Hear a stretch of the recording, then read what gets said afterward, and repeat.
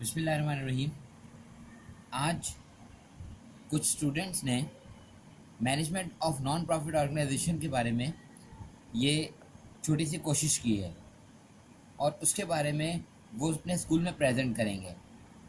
मैं उनकी हेल्प के लिए ये सब काम उन्होंने किया है, लेकिन मैं उनकी हेल्प के लिए इसको थोड़ा सा एक्सप्लेन करूँगा ताकि उनको आसानी हो जाए कि वो इस प्रेजेंटेशन को स्कूल में दे सकें। इसमें जिन बच्चों ने काम किया है वो है ईशान, इम्तियाज़ राजपूत, एलियान करीम और मदीहा।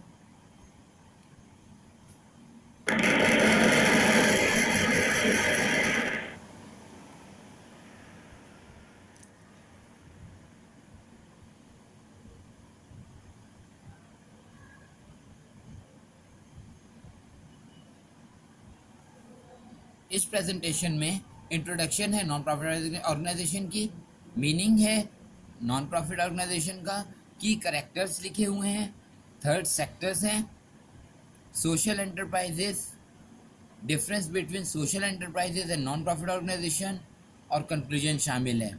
ये असल में इसके कंटेंट्स हैं।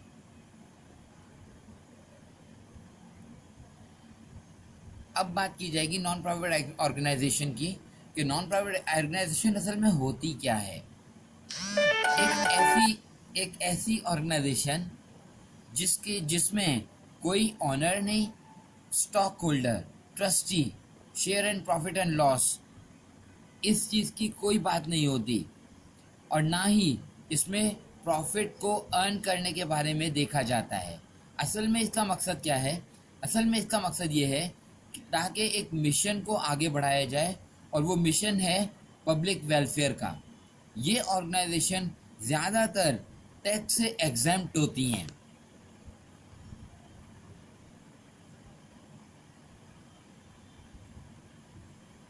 नॉन प्रॉफिट ऑर्गेनाइजेशन असल में वो ऑर्गेनाइजेशन है जो प्रॉफिट के लिए काम नहीं करती, बल्कि लोगों को सर्विसेज प्रोवाइड करती हैं ताकि लोग सोशल वेलफेयर पे जो है वो सोचा जा सके या काम किया जा सके। इसकी मिसाल ईदी है, जो इसके की करेक्टरिस्टिक्स हैं नॉन प्रॉफिट ऑर्गेनाइजेशन और कॉरपोरेशन के। उनके मकसद ऑनरशिप, कंट्रोल और अकाउंटेबिलिटी। थर्ड सेक्टर क्या है? असल में ये नॉन प्रॉफिट सेक्टर कहलाता है। नॉन प्रॉफिट सेक्टर मतलब सोशल एक्टिविटीज़ को देखा जाए, ये ना ही प्रॉफिट को देखता है और ना ही गवर्नमेंट, ये नॉन गवर्नमेंट होता है दरअसल, इसीलिए इसे थर्ड सेक्टर कहते हैं।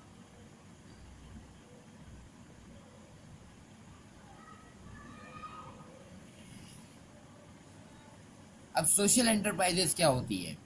सोशल एंटरप्राइजेस को यूके गवर्नमेंट ने डिफाइन किया है कि वो बिजनेस और सर्विसेज जिसका असल मकसद लोगों को प्रॉफिट कमाना नहीं, बल्कि लोगों को या कम्युनिटी को ज़्यादा से ज़्यादा सर्विसेज देना होता है। असल में देखा जाए तो ऑब्जेक्टिव्स क्या होते हैं? इंसान अपनी ज़िंदगी के कुछ मकसद बनाता है, बिल्कुल इसी तरह हर मकसद के कोई ऑब्जेक्टिव्स होते हैं जिसके तहत वो अपना ज़िंदगी गुजारता है। बिल्कुल इसी तरह यहाँ सोशल एंटरप्राइजेस के या नॉन प्रॉफिट ऑर्गेनाइजेशन के ऑब्जेक्टिव्स होते हैं और उसका असल मकसद ये है कि लोगों की वेलफेयर।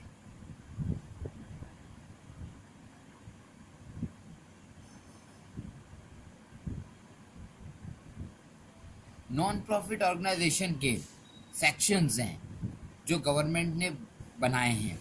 उसके तहत 501(c)(3) के सेक्शन के तहत फेडरल इंटरनल रेवेन्यू कोड बनाया गया, जिसमें उन तमाम ऑर्गेनाइजेशंस को जो according to definitions non profit organisations पूरा उतरती हैं, उनको टैक्स से एग्जेम्प्ट किया गया है। और ये लॉ जो है ये लॉ बनाया गया है और ये लॉ सेक्शन 501(c)(3) या 501(c)(4) में फेडरल इंटरनल रेवेन्यू कोड में दर्ज है। इसके तहत जो ऑर्गेनाइजेशन एग्जेम्प्ट होती हैं वो चैरिटेबल होती हैं, religious, educational, scientific, literally testing for public safety और बच्चों के लिए या जानवरों के लिए बनाई जाती हैं। और वो तमाम ऑर्गेनाइजेशन जो इन मकासद के लिए बनाई जाती हैं और नॉन प्रॉफिट होती हैं उसको टैक्स से एग्जेम्प्ट किया गया है और वो सेक्शन 501(c)(3) में एक्सप्लेन किया गया है।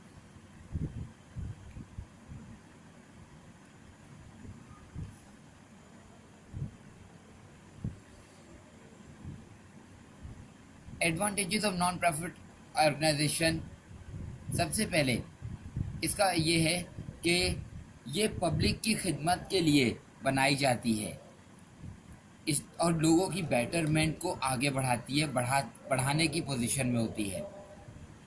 They provide services to the people on time, ये लोगों को सर्विसेज देती है। और इसके साथ साथ the non profitable organisation made country develop, इन्हीं की कोशिश होती है जिसकी वजह से कंट्री जो है वो ज़्यादा से ज़्यादा डेवलप होता है। उसकी वजह ये होती है कि ज़्यादा से ज़्यादा ये नॉन प्रॉफिट की बात करते हैं तो ज़्यादा से ज़्यादा पब्लिक की वेलफेयर होती है और रिच एंड पुअर के दरमियान डिफरेंस जो है वो कम से कम होता चला जाता है इन ऑर्गेनाइजेशन की वजह से, जिसकी वजह से डेवलपमेंट होती है मुल्क के अंदर। और ये नॉन प्रॉफिट ऑर्गेनाइजेशन इसकी एक वजह होती है। इसके फिफ्थ पॉइंट है they do not take interest, ये इंटरेस्ट नहीं लेती क्योंकि इनका असल मकसद जो है वो इंटरेस्ट लेना नहीं होता।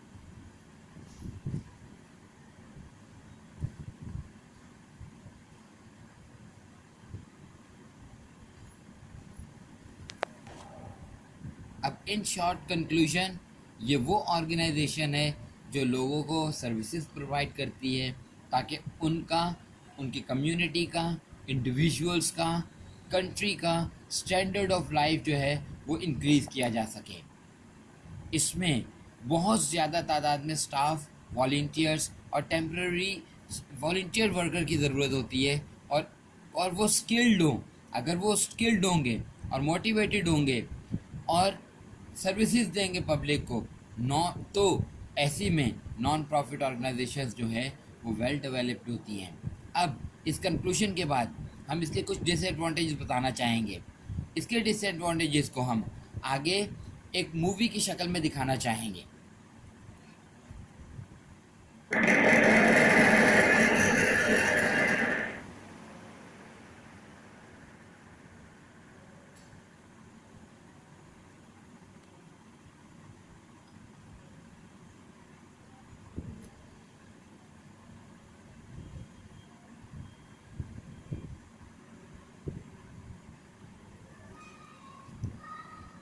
वो क्लिप जो डिसएडवांटेजेस को जाहिर करती है, उस क्लिप को अब आप देखिए please.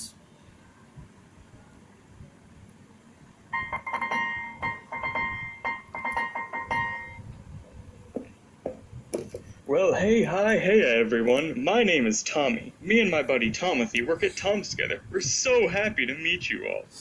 Hey, I'm Tomothy, and I just cannot wait to teach you guys all about our awesome company.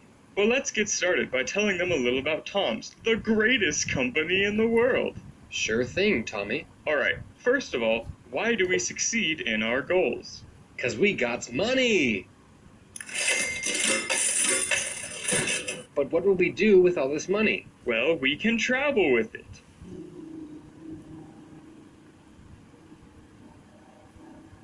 Oh boy, the Tom's people are coming. I'm so excited! I'll finally have my own shoes! Well, hey kids, here are your shoes.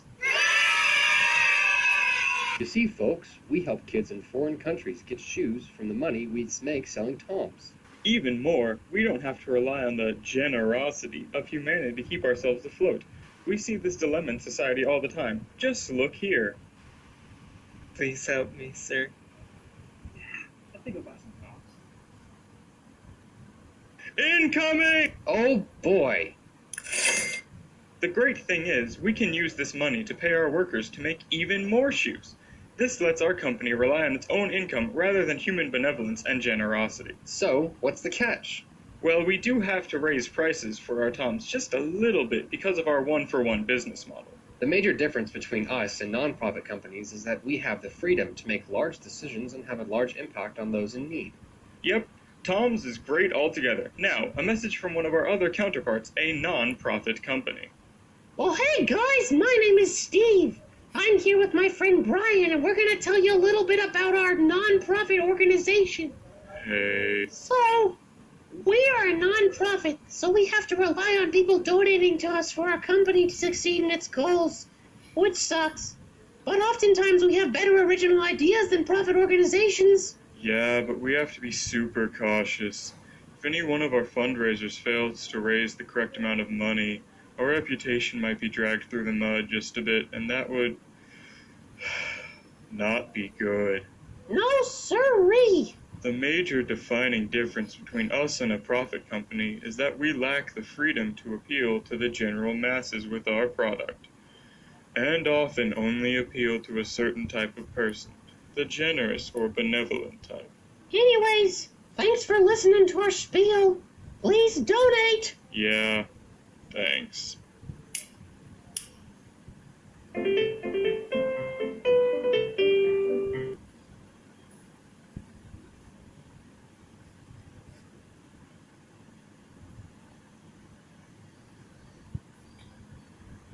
Thank you.